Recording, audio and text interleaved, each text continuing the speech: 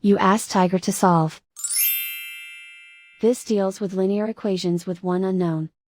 The final result is x equals 11.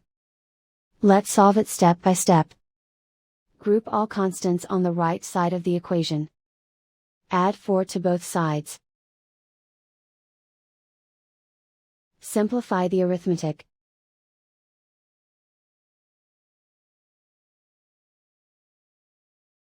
Isolate the x. Divide both sides by 3. Simplify the fraction. Find the greatest common factor of the numerator and denominator. Factor out and cancel the greatest common factor. And so the final result is x equals 11.